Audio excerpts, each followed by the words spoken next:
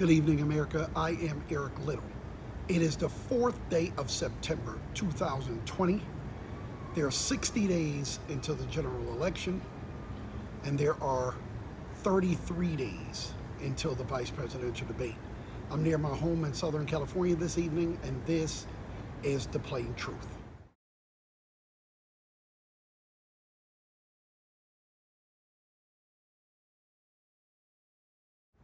So, last night, a story in the Atlantic comes out that Donald Trump thinks that our war dead are losers and suckers. Now, look, I wasn't there, so I can't say if he said it or not, but it's easy to believe because you're such a horrible person. In other words, if they told me Mike Pence said that, he's a Republican, I wouldn't believe it.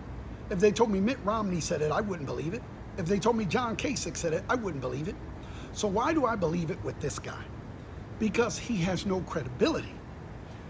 You know, in the words of Stephanie Miller, ideally, the worst person in the world and the President of the United States are two different people.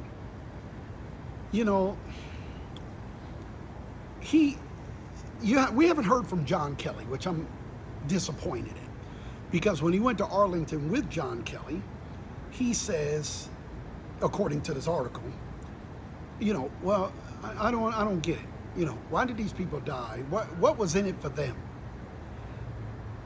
I believe that because I don't think he understands a non-transactional relationship. Everything in his life has to be a trade-off. You do this for me, and I'll do that for you. I'll give you a job, you take a loyalty pledge, right? You know, I'll marry you, you sign a prenup. Everything is, you know, you do this for me and I'll do this for you. So it's hard for him to understand the concept of loyalty or service or anything like that. He's never had to give any service. He's never had to do anything in his life that didn't benefit him. Everything he does, and this is why the Russia thing is such a big deal, because he's so sucking up to Russia that there's something in it for him. Either they're agreeing to give him a bunch of money to build these buildings when his career is over, or they have something on him, because he doesn't do anything unless there's some benefit for him.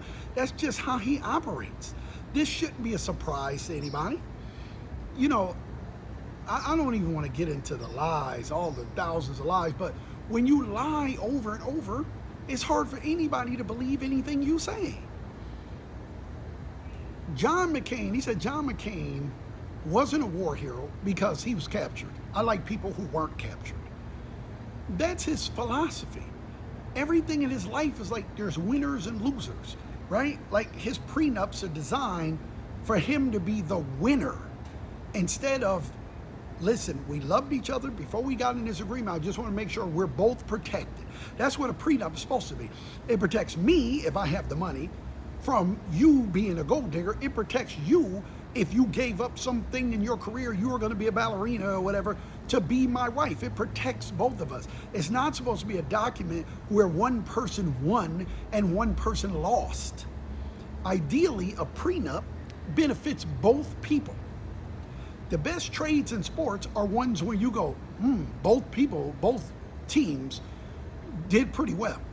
Not one team took advantage of the other team. That's not a good trade. A good trade is, yeah, they got this guy, but they got those 2 first-round picks who they turned into player X and player Y. That's what it's supposed to be. But he doesn't view anything like that. He views everything in his life as, I'm the winner or I'm the loser. And that's why you see him doing all these things with the mail and he's railing about mail-in voting and all that stuff. Because he, in his mind, if he doesn't win this election, he's a loser. That's not what this country is. The reason we have elections in the first place is so everybody can have a say.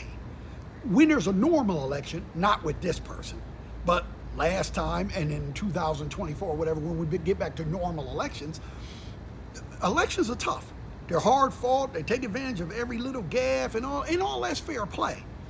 But the reason we have elections is because this is a representative democracy and everybody gets a say.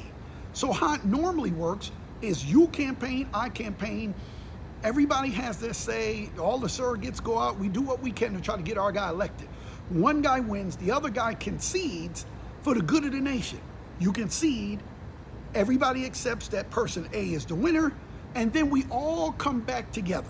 You're a Republican, I'm a Democrat, we did whatever we needed to do. But then at the end of the election, we all come back together and work for the good of the country. That's what it's supposed to be. It's not supposed to be permanent separation. Like, I hate you forever and you hate me forever. That's not how this is supposed to work. The reason why he shouldn't be sowing these seeds of division is that no matter who wins, there's going to be 30, 35, 40% of the nation that isn't going to accept the fact that this person won on both sides because he's done so much cheating and rigging post offices and this and that. If he wins, the people that voted for Biden are going to say he cheated. If he loses, he's going to say, well, the post office was rigged. You understand what I'm saying? He doesn't care if the nation is divided afterwards. You remember in 2000 when there was a disputed election, I still think Al Gore won. It went to the Supreme Court and they told him to stop counting ballots and all this nonsense. Al Gore conceded, not because he thought he lost. He did it for the good of the country. Can you imagine this guy doing that? And that is the plain truth, as I see it. And I'm Eric Little. Have a great weekend. We're off Monday. We'll see you Tuesday.